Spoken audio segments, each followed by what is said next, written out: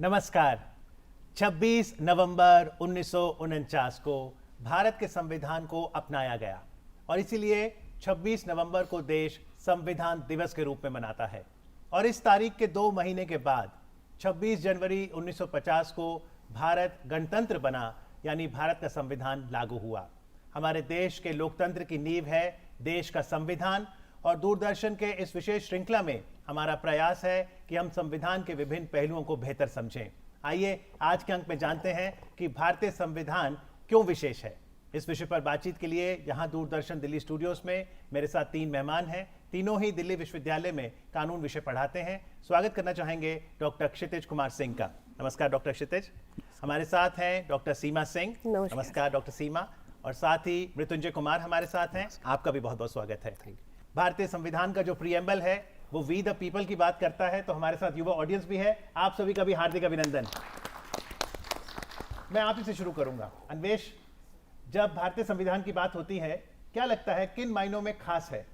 खास ये है कि हमारा जो संविधान है उसका मुख्य विशेषता ये है कि वो कमजोर वर्ग को ताकत प्रदान करता है और ये सामाजिक, आर्थिक और राजनीतिक बराबरी समाज में प्रदान करता है। जी पूजा, किस रूप में विशेष है भारतीय संविधान? भारतीय संविधान अन्य सभी देशों के संविधानों से सबसे बड़ा संविधान है। भारत के संविधान में एक तो सबसे अच्छी बात यह है इसमें धर्मनिरपेक्षता है और सबसे ज्यादा अमेंडमेंट्स इसमें है। सबसे ज्यादा अमेंडमेंट्स भी हैं। चेतना? हमारा संविधान विश्व का सबसे बड़ा संविधान है और जी। इसकी खास बात यह है कि ये पावर्स को डिवाइड करके किसी भी एक व्यक्ति विशेष को सर्वोपरि नहीं होने देता। जी, चेक्स एंड बैलेंसेस हैं। मनन? सर, हमारा जो संविधान है it's like the basis for the governing the largest democracy of the world. जी, गवर्नेंस में हमारी सहायता करता है। डॉक्टर क्षितिज, आपने युवाओं को सुना, किस मायनों में विशेष है हमारा संविधान? हमारा संविधान जैसे कि कई सारे उसके एस्पेक्ट हैं जिस पे हम जा सकते हैं, लेकिन जैसे उन्होंने बताया कि भारतीय संविधान का जो मूल है वो यहाँ के लोग हैं, we the people of India. और इस संदर्भ में हमने इस संविधान के सोर्स को डिफाइन कर दिया है कि we the people of India who have solemnly resolve to constitute India in this kind of constitution.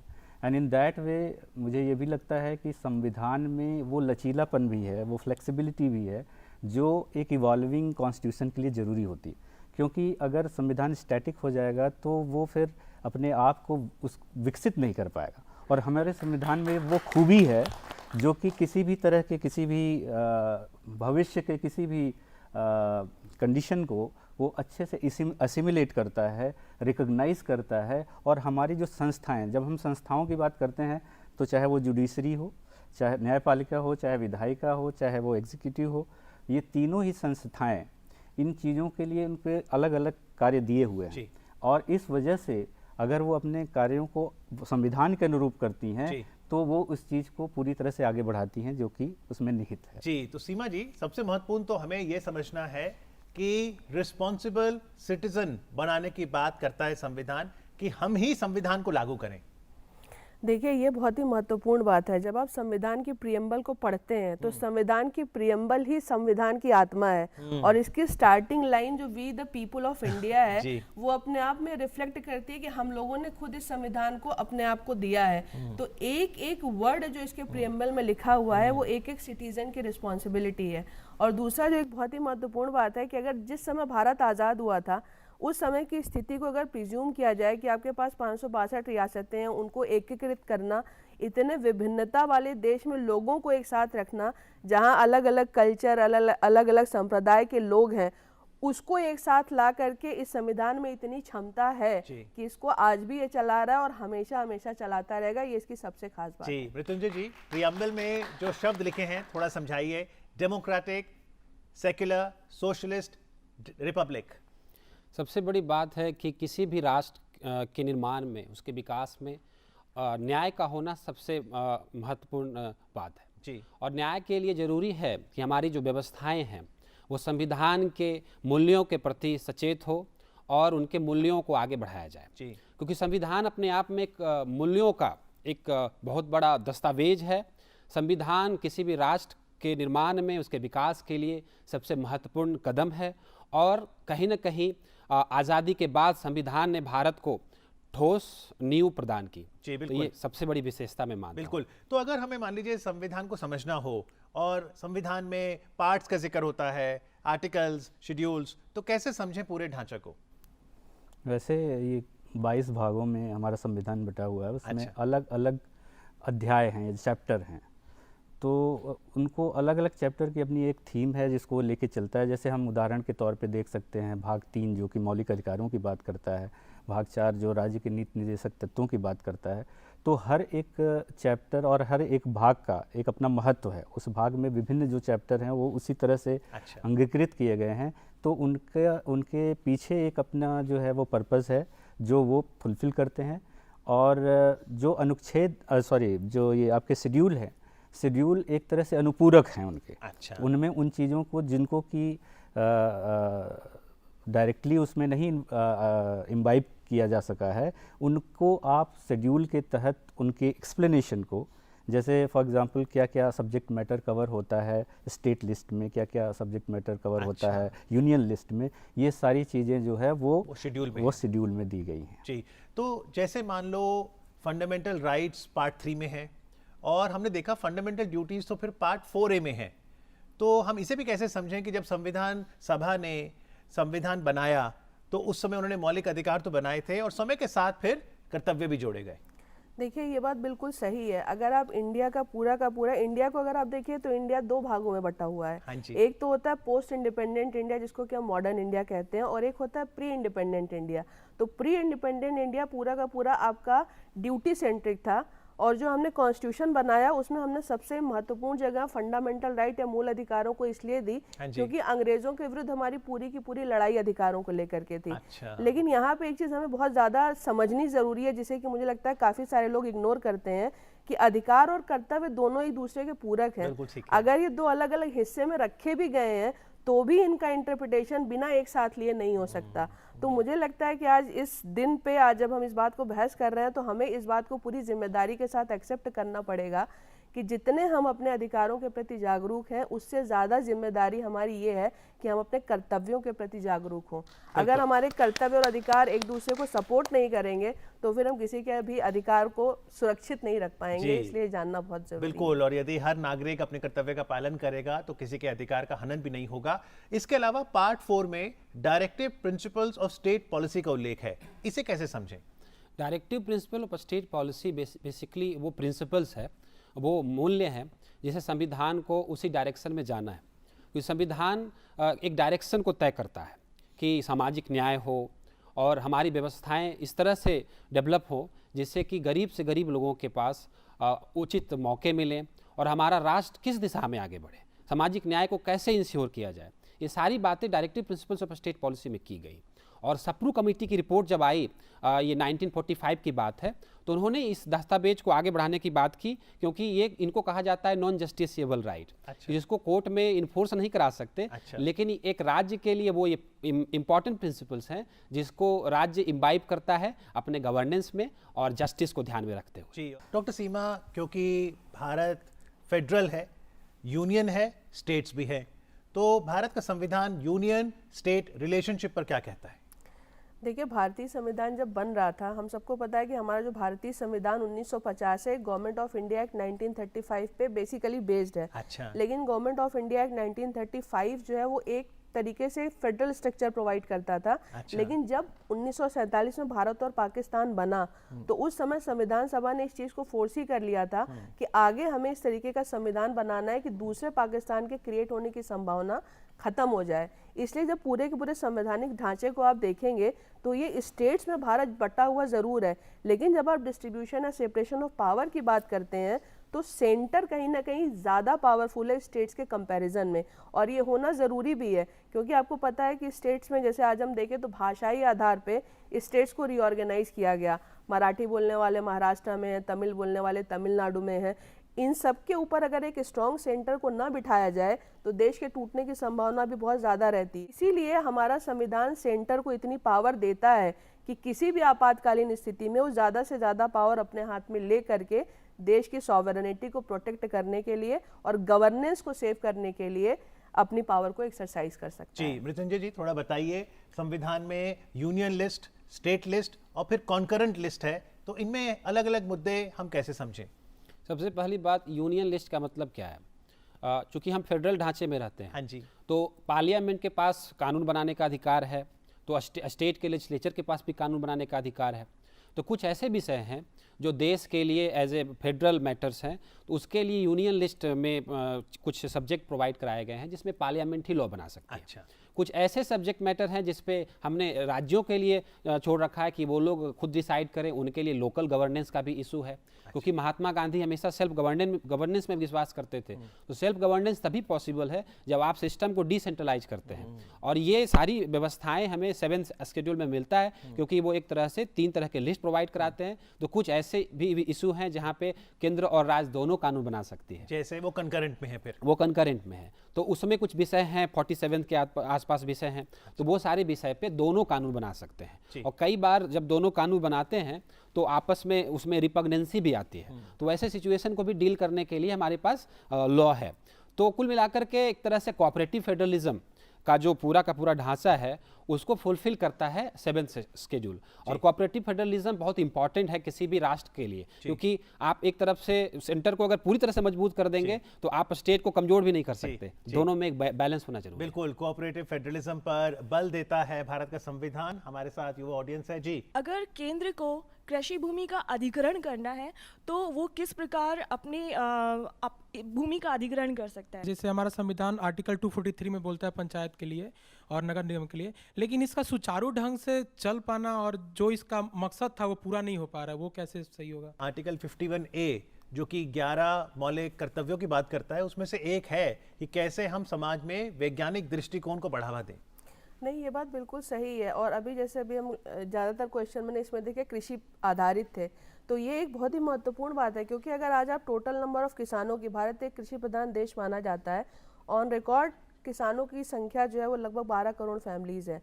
तो इसका मतलब धीरे धीरे कृषि छोड़ने वालों की संख्या बढ़ती जा रही है। अच्छा, ये पहले ज्यादा थी? ये पहले ज़्यादा थी। तो ये जो कृषि हर साल अगर आप देखिए तो लैंडलेस लेबर में लोग कन्वर्ट हो रहे हैं। तो कृषि हमारे लिए मैटर ऑफ कंसर्न ज़रूर है। सरकार की अगर आप ओवरऑल पॉलिसीज़ को देखिए तो सरकार ने एक से एक अच्छी पॉलिसी बनाई है, लेकिन एक डिस्कनेक्ट है। और डिस्कनेक्ट किसके बीच है? पॉलिसीज़ के बीच में और फार्मर्स के बीच में। हमारे साथ जैसे अभी किसी ने पूछा कि युवा क्यों नहीं आ रहे हैं, मुझे लगता है कि अगर युवा इस फील्ड में आ जाएं, देखिए आज लोग कृषि क्यों छोड़ रहे हैं? क्योंकि हमें लगता है कि प्रॉफिटेबल नहीं है, हम अपना खर्चा नहीं चला पा रहे हैं, ये कॉस्टली होती जा रही है। ये एक बहुत ही महत्वपूर्ण मुद्दा है। मानसून पर डिपेंड है, ये सब चीज़ों तो एक सेकेंडरी चीज़ें हैं। मुझे लगता है कि अगर यूथ इससे जुड़े और क्योंकि यूथ टेक्नोलॉजीज़ के बारे में अवेयर है, उसको पता है कि अपने प्रोडक्ट को उसको कहाँ सेल करना है, उसको ये पता है कि उसकी खेत के लिए कौन सी फसल ज़्यादा ज़रूरी है। तो ये अगर एक डिस्कनेक्ट और अपने प्रोडक्ट की अगर वो मार्केटिंग कर सके, ये 3-4 फील्ड्स ऐसी हैं। और मैं तो ये लोग बैठे हुए हैं यहाँ पे युवा, मैं तो इनके माध्यम से आह्वान भी करना चाहूँगी कि एक बहुत अच्छी फील्ड है काम करने के लिए। प्रॉब्लम सिर्फ यहाँ पे इग्नोरेंस की है, और पढ़ा लिखा यूथ अगर इसमें आता है तो बहुत अच्छा। बिल्कुल, आपने सही कहा है। कृषि क्षेत्र में पूरे वैल्यू चेन में बीज से लेके बाजार तक में युवा का एक अहम रोल हो सकता है। ग्राम पंचायत पे थोड़ा बताइए, संविधान का कौन सा संशोधन था और उस समय क्या विजन रहा होगा?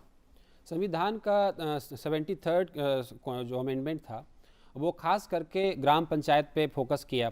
और आप देखें, आज़ादी से पहले भी भारत में गांव को लेकर के, गांव की जो व्यवस्थाएं थी उस पर काफ़ी सारे जूरिस्ट ने काम किया। एक हेनरी मेन नामक के विद्वान ने बहुत काम किया और भारत के गांव के सिस्टम को उसने काफ़ी सराहा, जिसको कहा जाता है इडलिक विलेज कम्युनिटी। अच्छा, तो ये सबसे बड़ी बात थी भारत के गांवों में कि यहाँ पे राजा का गांवों पे फुल कंट्रोल नहीं हुआ करता था। गांव के लोग खुद अपना गवर्नेंस करते थे। अच्छा, तो ये जो खुद का सेल्फ गवर्नेंस का आइडिया हमारे एंशिएंट इंडिया में रहा था, वो हमारी परंपरा थी, वो पूरी दुनिया में काफ़ी अनोखी थी, काफ़ी अलग थी। क्योंकि यहाँ पे राजा एक तरह से उसका अधिकार नहीं है यहाँ के ज़मीन पे, यहाँ के लोगों पे। यहाँ के लोग खुद डिसाइड करेंगे कि उनके लिए गवर्नेंस कैसे होगा।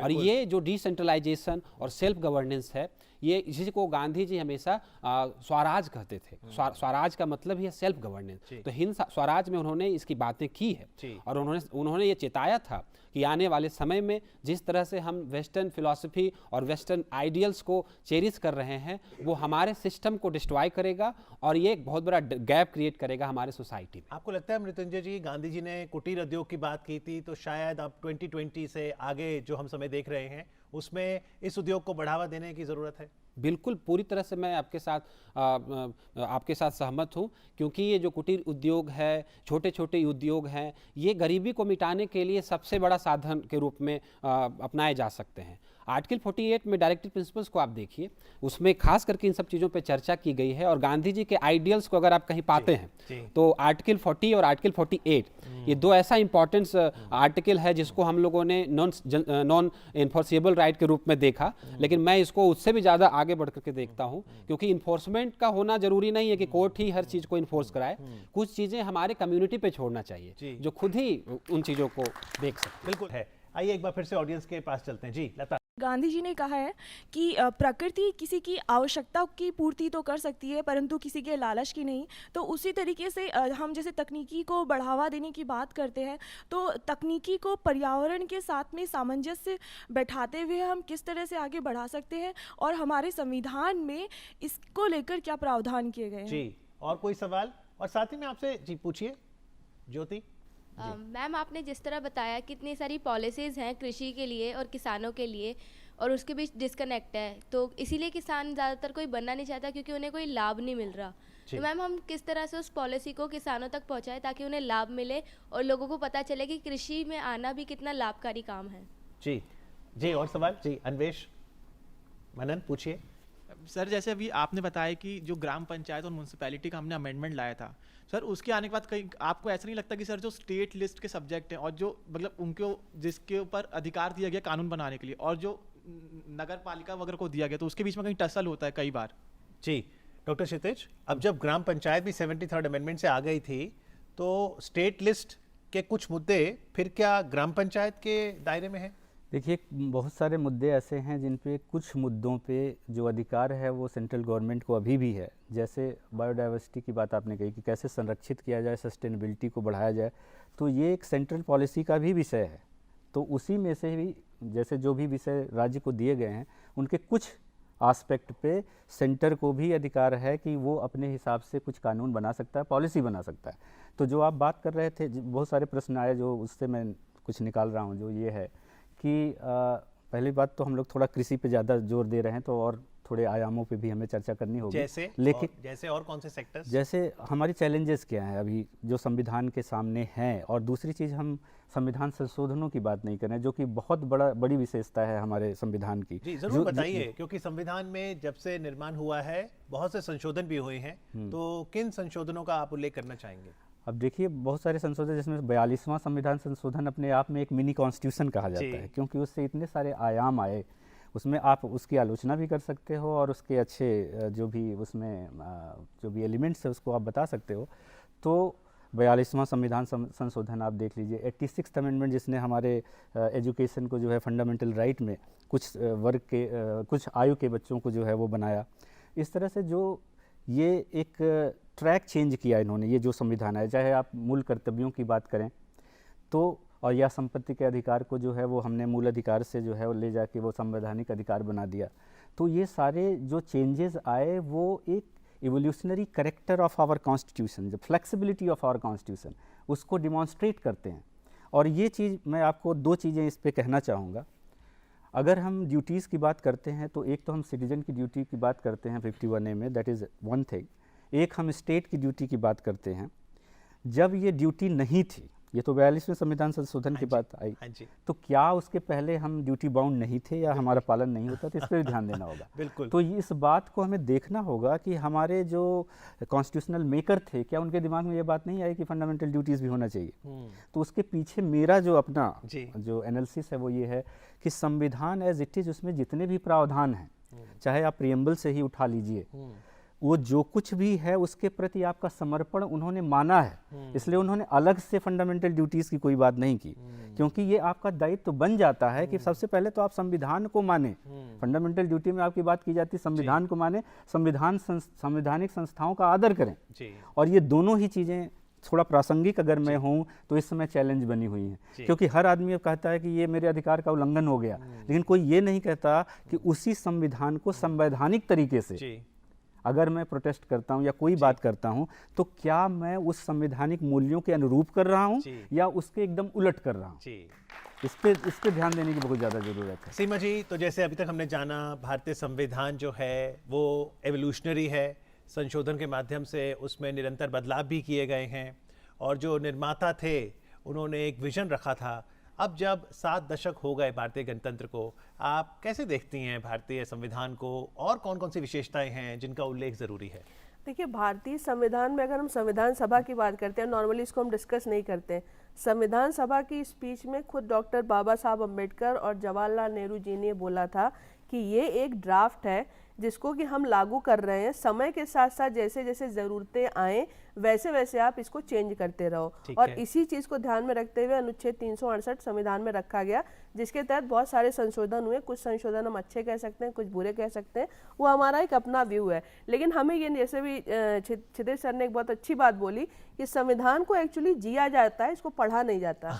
ये एक लिविंग ऑर्गेनिज्म है, इसके एक एक वर्ड को इम्बाइब करना एज अ सिटीजन, ऑब्वियसली। आप तीनों से मैं फाइनल वर्ड्स चाहूंगा, कैसे समझें हम भारतीय संविधान की शक्ति को, उसकी विशेषता को? संविधान की अज्ञानता कोई एक्सक्यूज नहीं होना चाहिए। पहली चीज़, सबको पता होना चाहिए कि हमारा संविधान क्या है, ये किस तरह के अधिकार हमें देता है और इसके मूलभूत तत्व क्या हैं।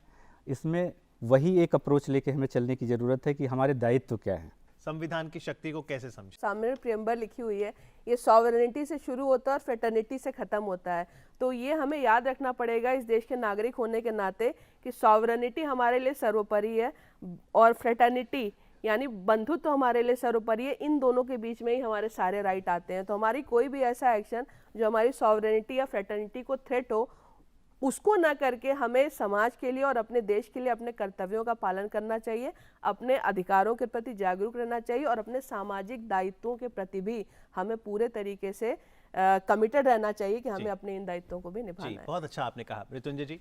मैं कहता हूँ कि रिपब्लिकन आइडियल्स, संविधान का one of the major ideals है कि रिपब्लिक है हम, और रिपब्लिक कहीं ना कहीं हमें अलग बनाता है एक मोनार्कियल सिस्टम से, जहाँ पे कि आप राजा के एक सब्जेक्ट हुआ करते थे, लेकिन आज एक आप सिटीजन है, और सिटीजन होने के नाते आपके पास पावर है, लॉ आपके पास पावर देता है, कॉन्स्टिट्यूशन आपके पास पावर देता है, जिसे हम जानते नहीं हैं, और इग्नोरेंस के कारण हम अपने पावर को नहीं समझ पाते कि हमारा क्या रोल हो सकता है इस देश के लिए, क्योंकि हम अक्सर दूसरों से अपेक्षा करते हैं कि कुछ हमें वो देगा, लेकिन हम क्या दे रहे हैं, हमारा क्या कंट्रीब्यूशन है हमारे समाज के लिए, ये ज़्यादा इंपॉर्टेंट है। और कहीं ना कहीं इस पे गांधी जी ने भी काफ़ी काम किया, और हम सब लोग एक गांधी हो सकते हैं, हम सब लोगों के अंदर ये पोटेंशियल है इस देश के लिए कुछ कर सकते हैं, और ये सबसे बड़ी बात है। जी, तो चलिए उम्मीद करते हैं, जैसा कि मेहमानों ने कहा, कि देश का जन जन भारत के संविधान को समझने का प्रयास करेगा और देश की एकता, संप्रभुता और अखंडता बनाए रखने में अपना योगदान देगा। आज कार्यक्रम में आके संविधान की विशेषता पर चर्चा करने के लिए सभी मेहमानों का, ऑडियंस का बहुत बहुत आभार।